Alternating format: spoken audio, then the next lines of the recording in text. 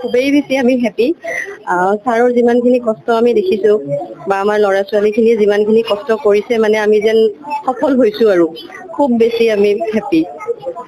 আৰু মানে ছাৰৰ আমি ইমানখিনি দেখিছোঁ আৰু কষ্ট যেন তেওঁ মানে কোনো সময়ৰ মানে সেয়া নাই যে ক্লাছ আমি 1 ঘণ্টা কৰিম 2 ঘণ্টা কৰিম তেনেকুৱা নাই।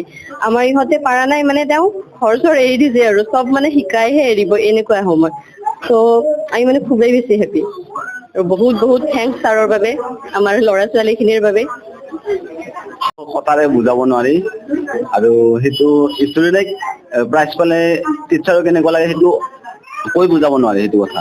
আৰু এইটো আৰু ভাষাৰে ক'ব নোৱাৰি বা সেইটো আমাৰ ফূৰ্তি অকল মনতহে হয়। এইটো সঁচাকৈ বহুত হেপী আৰু ইহঁত বহুত হাৰ্ড ৱৰ্কিং হয় আৰু বহুত কষ্ট কৰাৰ কাৰণে আজি এইখিনি ইমান কম সময়ৰ ভিতৰতে ইমান এখন ডাঙৰ মঞ্চত গৈ উইনাৰ হৈ আহিলে সেইটো মোৰ কাৰণে বহুত বেছি হেপী হয়। আৰু সিহঁতে অংশগ্ৰহণ কৰিছে আছাম গট টেলেণ্ট ছিজন 9 তাতো পাৰ্টিচিপেট কৰিছিলে আৰু তাতে সিহঁতে উইনাৰ হ'লে।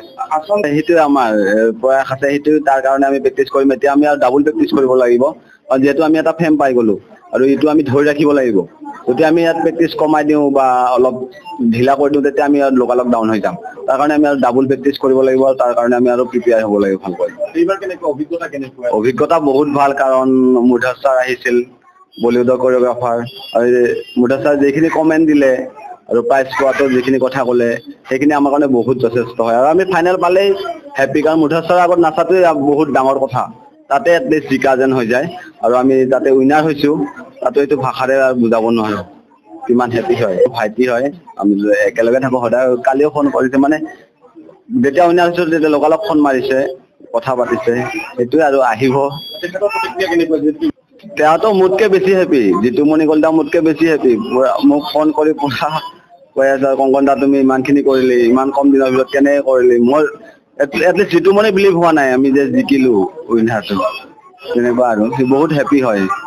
এনেকুৱা ধৰণৰ না আগতে আমি গৈছিলো যোৱা বছৰ কিন্তু আমি বহুত নিউ আছিলো, একো আমি ইমান জানা হোৱা নাছিলো আৰু আমাৰ প্ৰিপেয়াৰো হোৱা নাছিলে। আমি এনেই গৈছিলো জাষ্ট ষ্টুডেণ্টখিনি শিকোৱাৰ কাৰণে।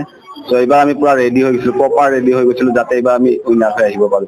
তাৰ কাৰণে যেনেকুৱা আমি প্ৰিপেয়াৰ কৰি আছো। আমাৰ 7জনেই নহয়, আমাৰ ফাইনেলিষ্ট হৈছিল আৰু 2জন ছিংগল ফাইনেল হৈছে ফাইনেলিষ্ট। সৃষ্টি দাস লাগে ন, সৃষ্টি দাস আৰু নিকি বৈশ্য আৰু সৃষ্টি বৈশ্য আৰু 2জনে সিহঁতে ফাইনেলত নাপালে বাৰু, ইহঁত কেইটা জিকি গ'লে তেনেকুৱা। আৰু বাকী আমি চব ৰেডি কৰাই আছো, যিমান পাৰো ওলাই দিম আৰু এজন। বহুত বেছি ভাল লাগিছে কাৰণ আমি 22 ডিচেম্বৰৰ পৰা 31 জানুৱাৰীলৈকে বহুত কষ্ট কৰিছোঁ। আমি audition, mega audition, semi final আৰু গ্ৰেণ্ড ফাইনেল আমি চব পাৰ কৰি লৈছোঁ আৰু আমি বহুত বেছি হেপ্পী কাৰণ আমি ইমান ডাঙৰ এটা এচিভমেণ্ট লাভ কৰিছোঁ। আৰু লগতে আমাৰ ছাৰেও বহুত কষ্ট কৰিছে, আমাক এটা এটা বিট ধৰি দিছে, আমাক চংটো বুজাই দিছে তাকে আমি এক্সপ্ৰেছন দিবলৈ ইজি পাওঁ।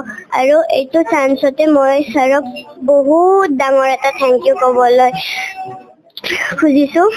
Thank you. ভাল লাগিছে, আমি ফাৰ্ষ্ট অডিশ্যনৰ পৰা একদম ফিনালেলৈ ভালকৈ একদম চিলেক্ট হৈ কিনে গৈছোঁ আৰু আমি বহুত কষ্ট কৰিছোঁ। ছাৰেও বহুত কষ্ট কৰিছে আমাৰ লগত যায় আৰু মই ছাৰক বহুত এটা ডাঙৰকৈ থেংক ইউ ক'বলৈ বিচাৰিছোঁ। Thank you sir. আগতেও গৈছিলোঁ। ভয় লগা নাই তোমালোকৰ একো? নাই লগা।